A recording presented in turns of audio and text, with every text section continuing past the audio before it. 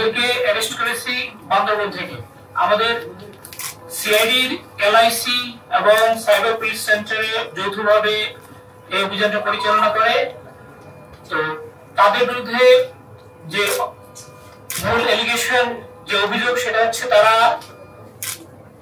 Pornography প্রস্তুত, পরিবহন এবং কেনাবেচা, ট্রান্সমিট এবং এই কাজে অন্যদেরকে উদ্বুদ্ধ করার অপরাধে তাদেরকে গ্রেফতার করা হয়েছে। আপনারা জানেন আমাদের বাংলাদেশ সোসাইটিতে আমরা বেশিরভাগ মুসলিম এবং আমাদের প্রত্যেকেরই একটা ধর্মীয়, সামাজিক, সাংস্কৃতিক মূল্যবোধ আমরা লালন করি। তো এরা হচ্ছে এই পর্নোগ্রাফিতে তারা ওয়ার্ল্ড ওয়াইড মোটামুটি বলতে পারেন যে চ্যাম্পিয়নশিপ অর্জন করছে, যেটা আমরা মনে করি যে আমাদের টোটাল নৈতিক মূল্যবোধের প্রতি আঘাত এবং আমাদেরকে ইন্টারন্যাশনাল সোসাইটিতে ডাউনগ্রেড করছে। এই জন্য আমরা তাদেরকে অ্যারেস্ট করে পরবর্তীতে বিজ্ঞ আদালতে সোপর্দ করা হবে, তাদের বিরুদ্ধে আইনানুগ সকল ব্যবস্থা গ্রহণ করা হবে। এটা হচ্ছে আমাদের সাইবার পুলিশ সেন্টারে সাইবার মনিটরিং সেল আছে, একটা অনেক সেনসিটিভ ইস্যু মনিটর করে থাকে। তো ডিসেন্ট নিউজ নামে একটা নিউজ পোর্টাল থেকে এরকম সংবাদ পাওয়া গেল যে বাংলাদেশের কাপল এরা পর্নোগ্রাফিতে ভিডিওর দিক থেকে অনেক টপ র্যাঙ্কিং এ উঠে আসছে। এবং তো এই যে সূত্র ধরেই আমাদের এই এলআইসি এবং সিপিসি টিম অ্যানালাইসিস করা শুরু করে এবং পরে তারা তাদের আইডেন্টিফাই করতে সক্ষম হয়, বান্দরবনে গিয়ে টেস্ট করে। ভাই তাদের এই ভিডিও আপলোড দেওয়ার মাধ্যমে তারা কিভাবে পেল? আর দ্বিতীয় প্রশ্ন হচ্ছে, বাংলাদেশে এই ধরনের আরো ছোট বড় না হলেও নানা ধরনের তারকাদের আমরা দেখতে পাই অনলাইনে। তো সেক্ষেত্রে তাদের বিরুদ্ধে পরবর্তী আপনার ব্যবস্থা কি মিডিয়ার জন্যই অপেক্ষায় থাকবে, না আপনারা নিজে থেকে উদ্যোগী ব্যবস্থা নেবেন?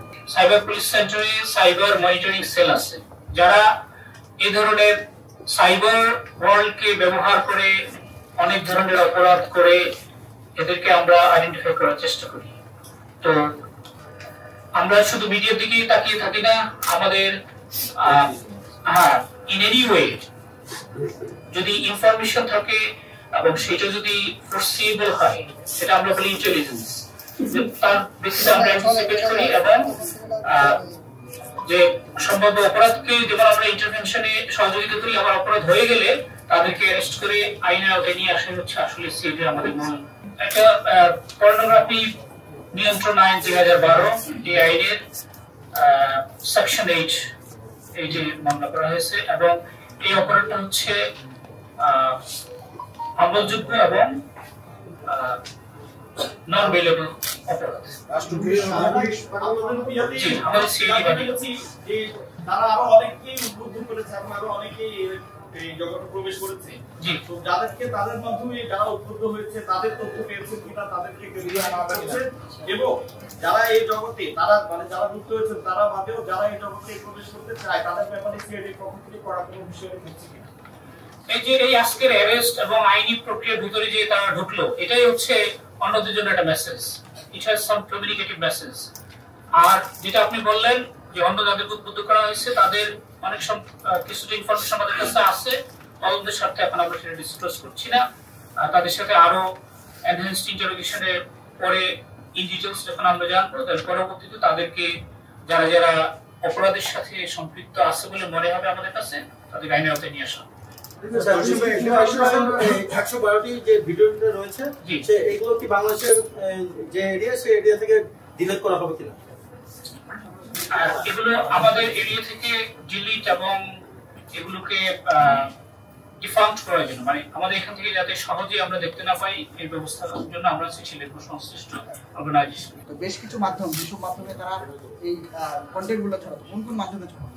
এটা আপনি জানেন, অনলাইন হচ্ছে আসলে ওপেন। আপনার জন্য যেমন ওই আফ্রিকার একজনের জন্য, আমেরিকা সবার জন্য এটা হলো ওপেন স্পেস। এটাতে ইন্টারেক্ট করা কম্পারেটিভলি অনেক ইজি। এটা আমরা অস্বীকার করার উপায় নাই যে আমরা 100% কন্ট্রোল আমরা করতে পারবো। তাদেরকে নতুন ক্রিয়েটরকে মানে অ্যাড করার জন্য তারা একটা টেলিগ্রাম চ্যানেল ব্যবহার করছে। এবং সেখানে নগদ অর্থ প্রদান করা হতো এবং নগদ অর্থ আসলে কি পরিমাণ প্রদান করতো আর তাদের চ্যানেলটাতে কি পরিমাণ মেম্বার রয়েছে আমরা এই সাইটগুলো আইডেন্টিফাই করছি এবং তাদের লিংক পরিষ্কারভাবে পাওয়া গেছে। এই জন্যই প্রাথমিকভাবে তাদেরকে আমরা বোঝা যাচ্ছে যে তারা এই অপরাধের সাথে